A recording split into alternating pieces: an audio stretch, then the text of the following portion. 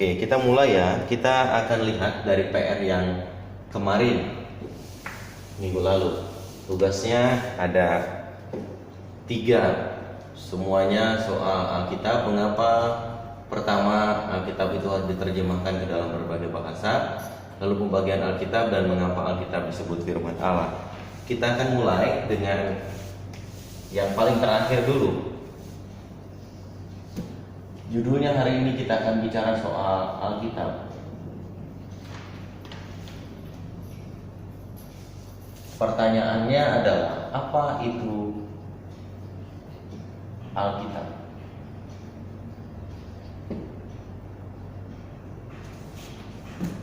Apakah Alkitab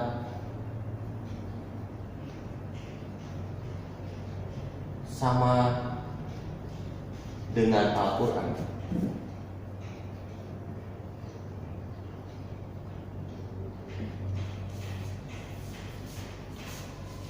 Ya, kita akan lihat pertama dari start di sini. Alkitab. Kita mengerti Alkitab adalah firman yang tertulis.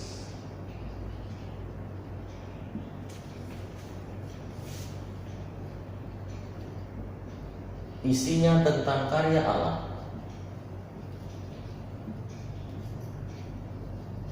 atau perbuatan Allah, tentang karya atau perbuatan Allah.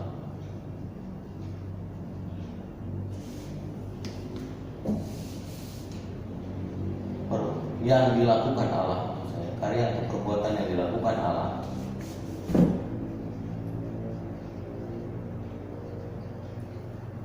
Dari sejak dunia dijadikan,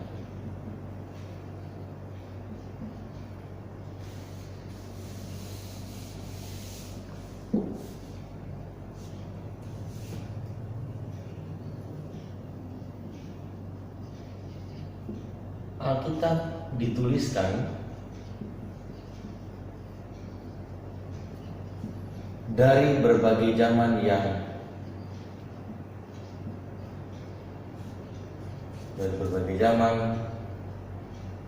dan latar belakang yang berbeda, dan latar belakang serta konteks yang berbeda.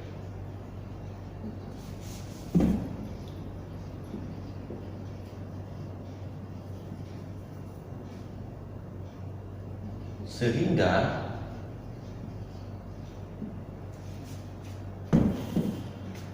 setiap berita atau kesaksian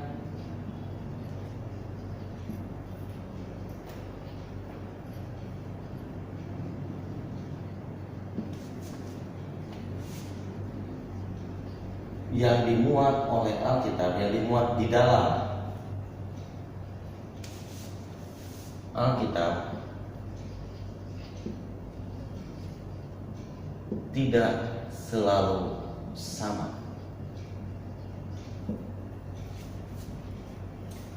Artinya latar belakang yang berbeda, berita yang berbeda, ketika itu juga dimuat di dalam konteks yang berbeda, itu tidak bisa disatukan, tidak bisa disamakan dengan konteks lainnya. Artinya kalau kita mau menarik sebuah kesaksian Alkitab atau firman Tuhan, dipaksakan untuk masuk ke zaman yang berbeda, itu tidak akan sama, karena punya latar belakang yang berbeda, punya konteks yang berbeda, punya kesaksian berita yang juga berbeda, sehingga itu punya kekhasan masing-masing. Namun demikian,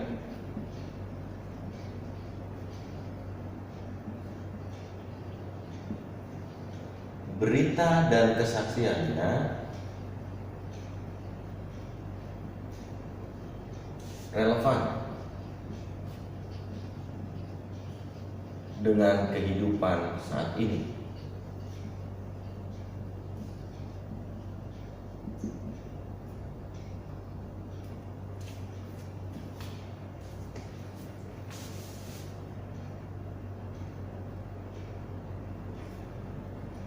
Yang kedua, Apakah Alkitab sama dengan Al-Quran?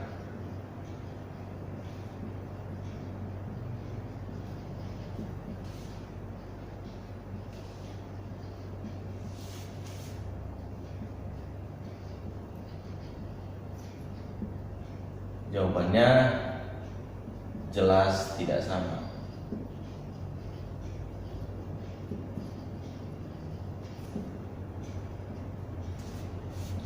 Apa yang dimuat oleh Alkitab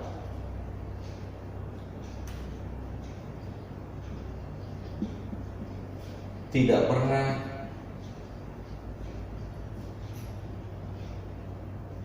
menyinggung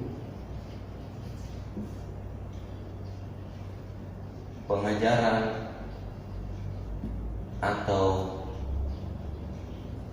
agama lain.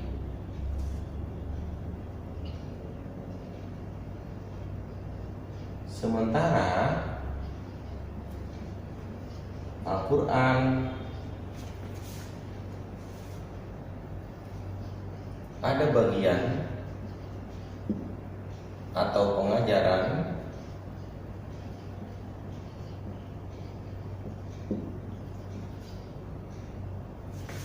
yang berisi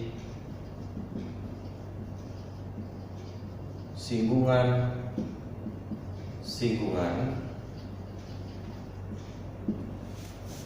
terhadap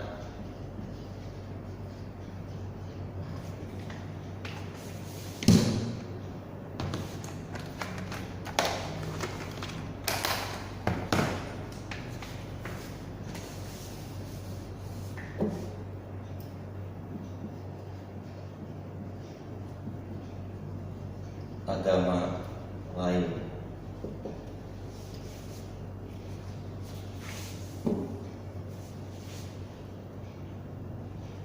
Berikutnya, Alkitab tidak dimaknai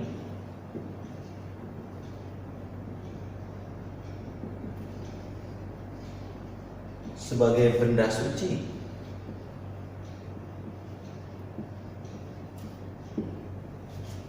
yang apabila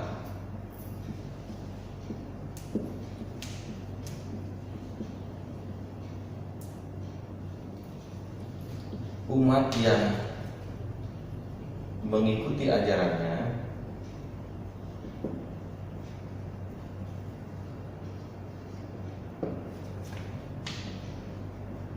salah meletakkan Alkitab,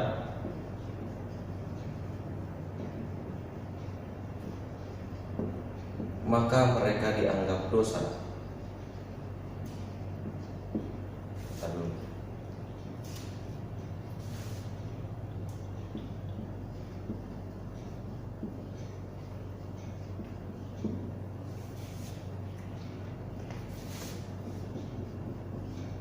Al-Quran dinilai atau dipandang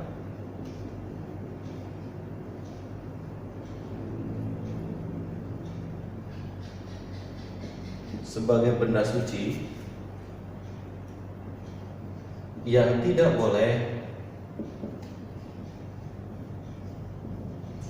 diletakkan di bawah buku lainnya, karena hal itu dipandang dosa.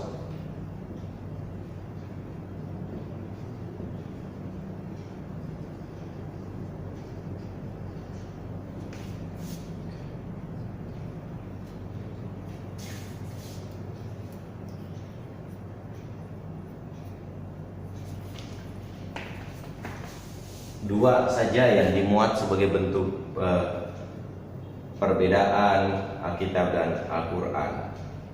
Alkitab tidak dimaknai sebagai benda suci yang apabila umat yang mengikuti ajarannya salah meletakkan Alkitab, maka mereka dianggap dosa. Kita tidak seperti itu.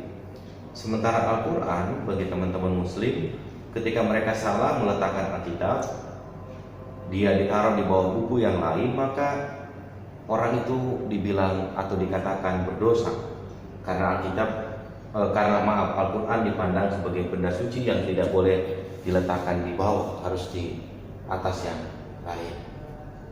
Ada catatan juga yang lain, Alkitab dipegang oleh tangan kanan, tangan kiri nggak ada masalah, tapi Al-Quran harus di kanan, tidak bisa di kiri, tidak bisa sembarangan.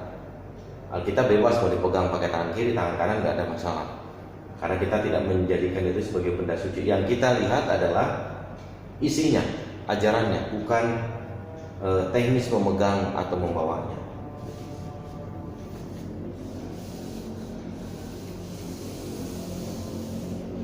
Lalu kita akan lihat yang berikutnya dari tugas kita adalah pembagian Alkitab itu sendiri. Sebelum nanti kita akan lihat mengapa Alkitab diterjemahkan ke dalam berbagai bahasa.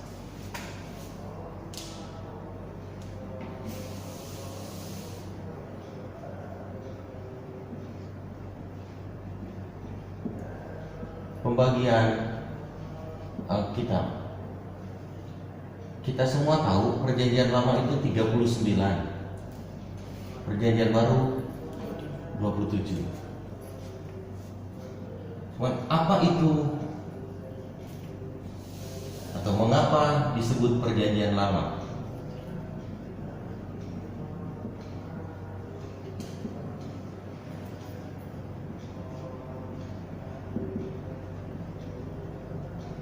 Dan mengapa disebut Perjanjian Baru? Kita akan lihat mengapa ada bagian yang disebut Perjanjian Lama dan mengapa ada bagian yang disebut Perjanjian Baru. Disebut Perjanjian Lama karena isinya merupakan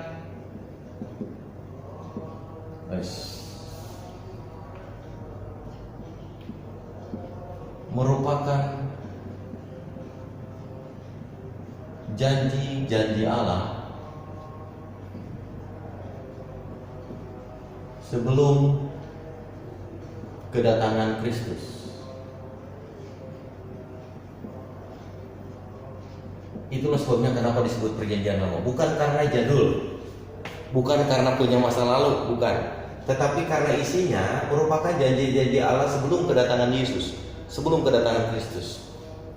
Ya, ada nabi-nabi, ada imam, ada raja-raja, ada hakim-hakim. Itu semua memimpin sebelum Kristus datang. Itu semua terlibat dalam pelayanan di era itu sebelum Yesus datang. Dan itu berisi tentang janji-janji Allah sebelum kedatangan Kristus.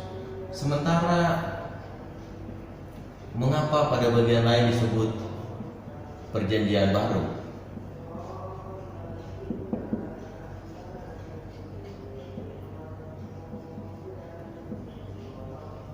Karena isinya merupakan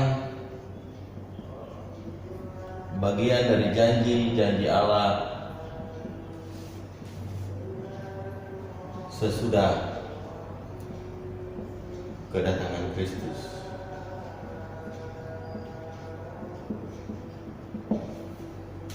Yesus yang digambarkan sebagai Mesias, Yesus yang digambarkan sebagai anak Allah, Yesus yang digambarkan sebagai jalan kebenaran dan seterusnya. Disitulah janji-janji Allah sesudah kedatangan Yesus untuk Perjanjian Baru. Bukan karena sesuatunya baru, tetapi isinya berupa janji-janji Allah sebelum kedatangan Kristus dan sesudah kedatangan Kristus. Tidak semua bagian dalam Perjanjian Lama ataupun Perjanjian Baru ditulis pada zaman yang sama. Injil Matius saja itu ditulis tidak semua di era yang sama. Ada abad pertama, ada abad ketiga, dan lain sebagainya. Sehingga tidak semua karena disebut baru isinya di abad baru semua, tidak. Disebut Perjanjian Lama isinya jadul semua, tidak. Tapi memang semua adalah bagian dari proses mengapa itu masuk ke Perjanjian Baru dan mengapa disebut Perjanjian Lama. Kita akan lihat pada bagian berikut mengapa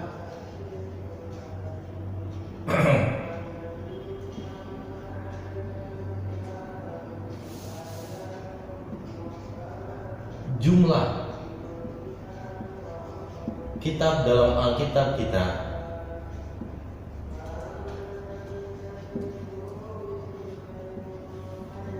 Protestan hanya 66 kitab dan surat. Sementara Katolik itu punya yang namanya Deuterokanonika. Selain perjanjian lama, selain perjanjian baru, di tengah-tengahnya ada bagian Deuterokanonika. Tetapi mengapa jumlah kitab dalam Alkitab Protestan itu hanya 66? Tidak seperti Katolik, ada Yesus bin Sira, ada Tobit, ada Yudit, ada 1, 2, 3 Makabi. Kita hanya 66 persis. Karena kekristenan, khususnya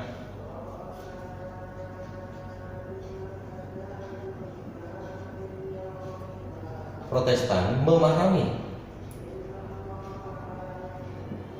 bahwa 66 kitab inilah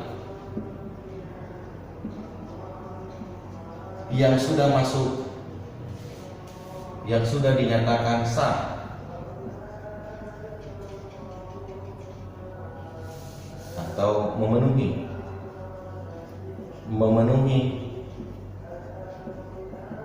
kanonisasi atau standar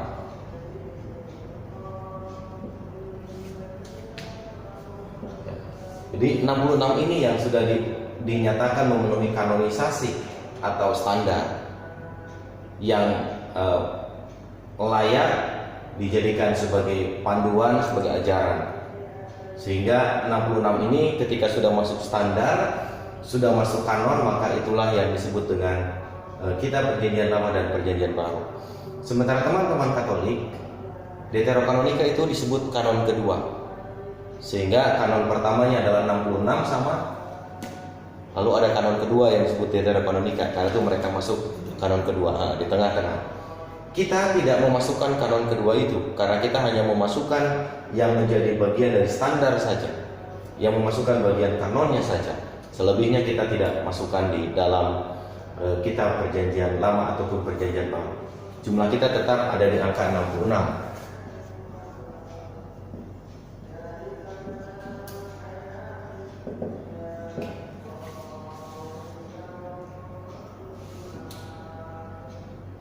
Kita akan bergeser ke PR yang ketiga. Mengapa? Ini sebenarnya PR pertama ya, dibalik aja. Mengapa Alkitab diterjemahkan ke dalam berbagai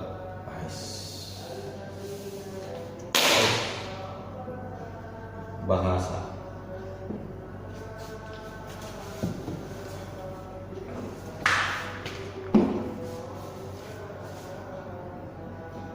Jawabannya sederhana. Supaya Alkitab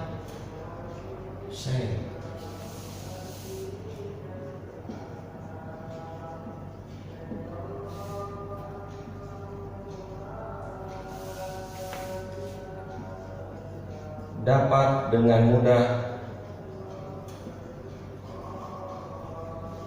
dipahami dan dimengerti.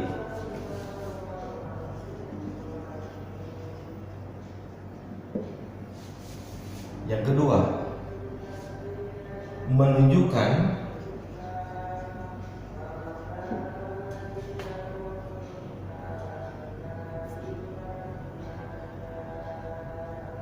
bahwa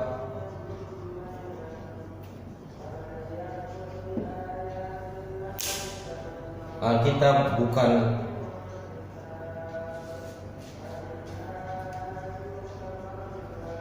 kesaksian yang eksklusif,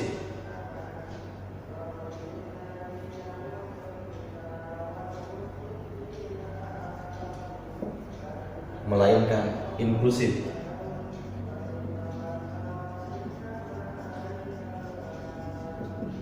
Sehingga semua orang dapat memahami dan mengerti.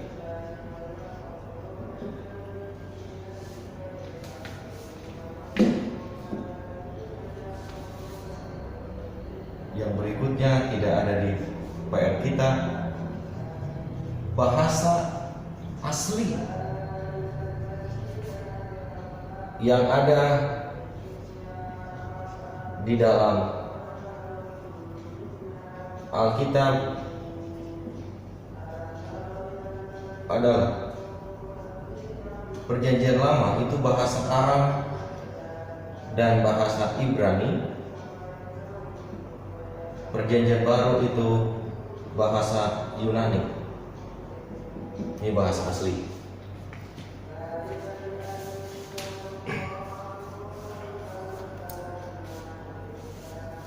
Mengapa Alkitab diterjemahkan ke dalam berbagai bahasa? Kita percaya bahwa semua orang harus mengerti isi Alkitab. Kita percaya bahwa semua orang harus paham isi Alkitab. Namun jika Alkitab itu tidak diterjemahkan ke dalam berbagai bahasa, maka berarti orang lain tidak akan pernah mengerti. Orang lain tidak akan pernah bisa paham apa yang terkandung dan tertulis di dalamnya. Mengingat bahasa aslinya untuk Perjanjian Lama saja ada bahasa Aram dan bahasa Ibrani. Perjanjian Barunya ada bahasa Yunani. Orang tidak akan mengerti apa arti dan maknanya. Karena itu Alkitab diterjemahkan ke dalam berbagai bahasa supaya dapat dengan mudah dimengerti, supaya dapat dengan mudah dipahami oleh orang yang membacanya. Yang kedua, ketika Alkitab diterjemahkan dalam berbagai bahasa, ini hendak menunjukkan bahwa Alkitab itu bukan kesaksian yang eksklusif milik suku bangsa bahasa tertentu, tetapi ini sesuatu yang inklusif sehingga dapat dipahami dan dimengerti oleh semua orang, oleh semua orang tanpa terkecuali.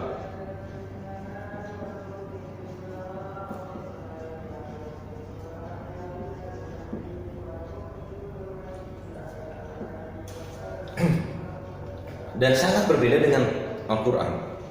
Al-Quran dari sejak Mekah Madinah sampai ke pelosok dunia manapun bahasanya sama. Karena dipahami adalah itu wahyu yang turun langsung dari sorga, sehingga tidak boleh diganti bahasanya, tidak boleh dirubah bahasanya. Bahasanya harus seperti itu karena turun langsung dari sorga, sehingga tidak boleh diutak-atik. Sementara Alkitab, kita tidak pahami itu sesuatu yang turun langsung dari sorga, tetapi kita pahami itu dituliskan oleh orang-orang yang menyaksikan langsung bagaimana Allah bekerja saat itu, bagaimana Allah menunjukkan karya dan perbuatan saat itu, sehingga oleh karena itulah kemudian dituliskan dalam bahasa orang-orang yang pertama kali menyaksikan itu, bahasa Aram, bahasa Ibrani, bahasa Yunani. Walaupun apakah yang menulisnya juga orang Aram, orang Ibrani belum tentu juga, tetapi bahasa yang saat itu sehari-hari digunakan, yang saat itu sehari-hari diperlihatkan, itulah yang dipakai sebagai bahasanya. Tapi kini Alkitab menjadi diterjemahkan ke dalam berbagai bahasa, sekali lagi karena Alkitab itu bukan barang eksklusif, bukan kesaksian firman yang eksklusif yang orang lain tidak boleh tahu. Tapi kita percaya Alkitab itu orang lain harus tahu, orang lain harus paham, sehingga Alkitab diterjemahkan ke dalam berbagai bahasa. Itulah sebabnya kita tahu di Indonesia saja bukan hanya bahasa Indonesia. Orang Ambon punya Alkitab bahasa Ambon, orang Jawa punya Alkitab bahasa Jawa, orang Sunda punya Alkitab bahasa Sunda, orang Sangir punya Alkitab bahasa Sangir, orang Batak juga punya Alkitab bahasa Batak. Batak aja banyak, ada Batak Toba, Batak Karo, semua macam-macam. Itu semua diterjemahkan supaya orang-orang yang tidak bisa berbahasa Indonesia karena dia adalah tinggal di pelosok, di daerah, dia tetap bisa mengerti isi Alkitab. Dia tetap bisa paham isi Alkitab tanpa harus dia memaksakan mengerti bahasa Indonesia, tapi dia bisa menggunakan bahasa ibunya sendiri, bahasa aslinya sendiri, bahasa daerahnya sendiri untuk bisa mengerti. Itu sebabnya Alkitab kita diterjemahkan ke dalam berbagai bahasa. Oke, sampai sini dulu. Rio bisa bantu untuk foto dan disiapkan buat teman-teman.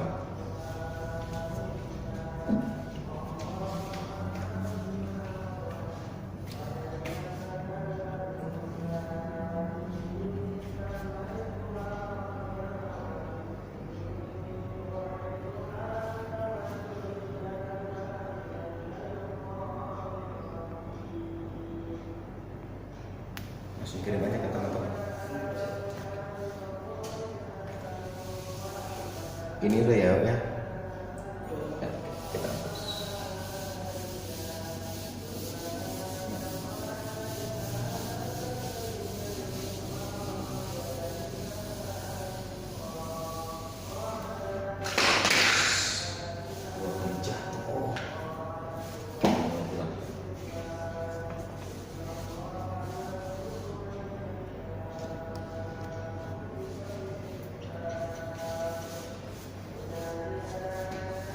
Sedikit lagi kita akan lihat terkait dengan Alkitab.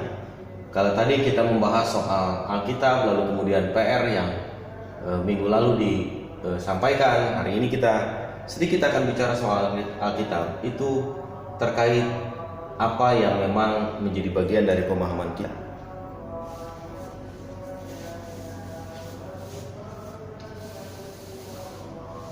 Pertama, kita tahu bahwa tidak semua orang dapat memahami apa yang ada di dalam Alkitab.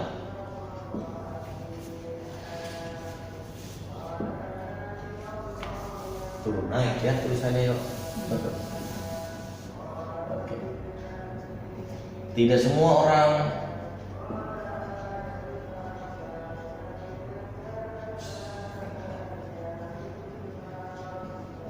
dapat memahami isi Alkitab. Karena itu,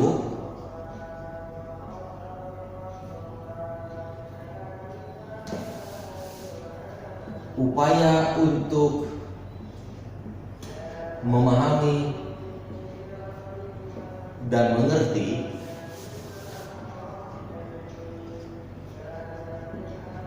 isi Alkitab harus didukung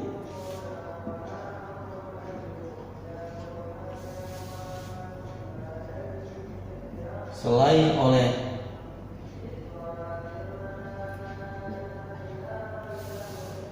pendidikan,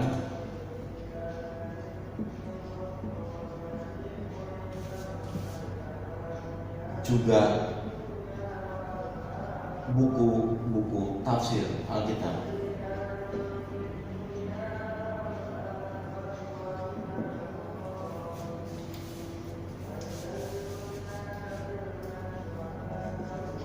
Itulah sebabnya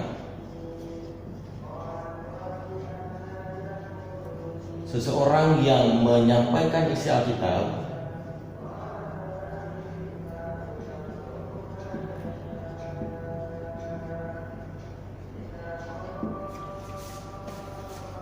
dalam kurung memberitakan firman, misalkan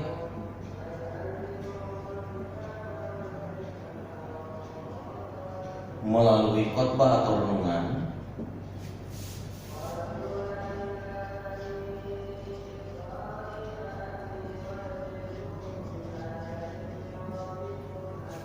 melalui renungan atau khotbah, ia harus memperlengkapi diri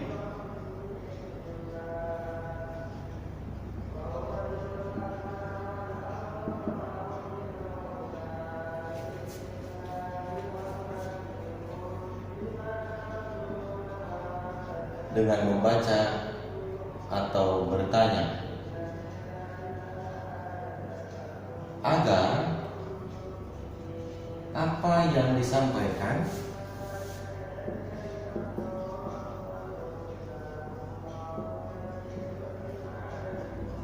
tidak menyimpang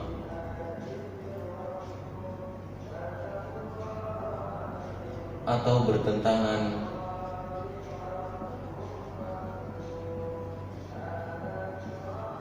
dengan isi Alkitab itu sendiri.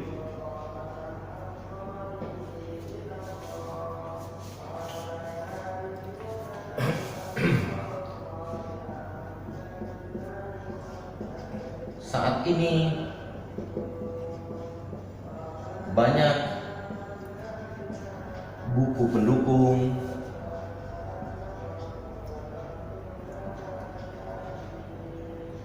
guna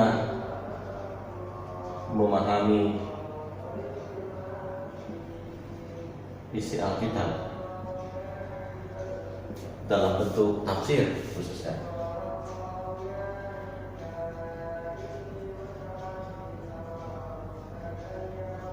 Atau pemahaman Alkitab sehari-hari.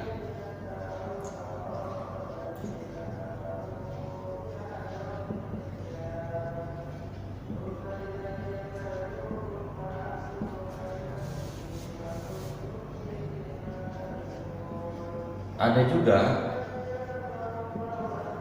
Alkitab dalam bentuk edisi studi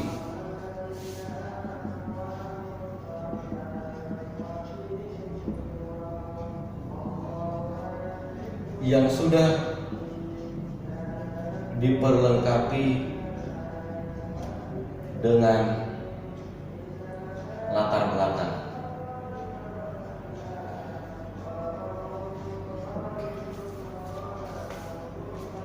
Jadi memahami Alkitab itu tidak gampang. Memahami kesaksian berita firman Tuhan itu tidak mudah.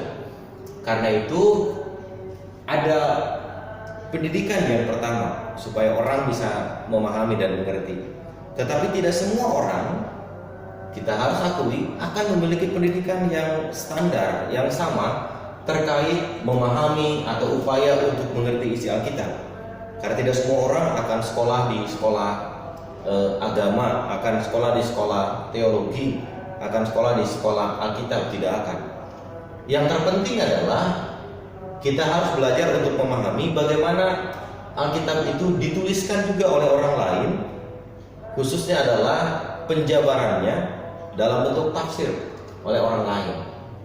Ada tafsir-tafsir yang memang didukung oleh gereja-gereja anggota PGI dan itu diwajibkan oleh para pendeta untuk dimiliki supaya para pendeta bisa menyampaikan firman Tuhan itu tidak menyimpang.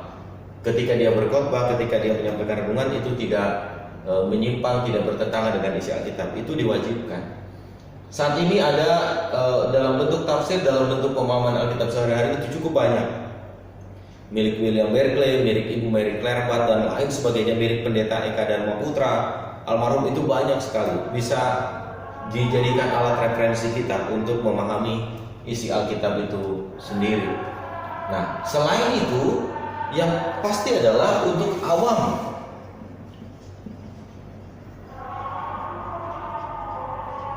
Untuk jemaat awam seperti kita,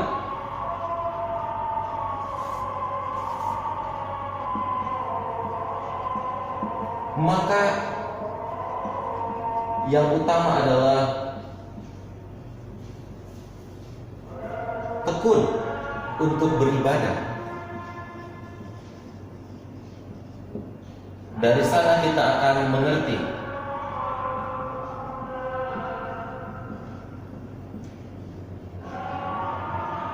isi Alkitab. Kalau kita tidak tekun beribadah, makin susah kita. Tekun beribadah itu yang akan menolong kita untuk bisa mengerti, memahami isi Alkitab itu sendiri. Itu yang terpenting.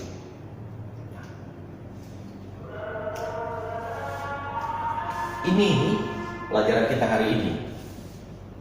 Tugas untuk minggu depan,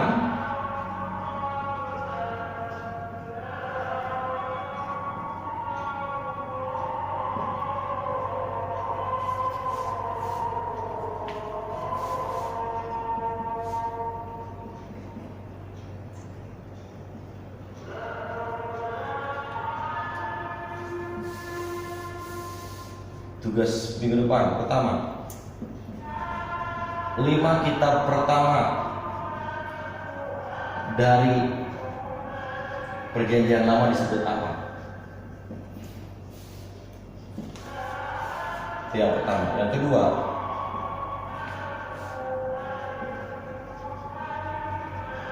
mengapa ada yang disebut nabi besar dan nabi kecil.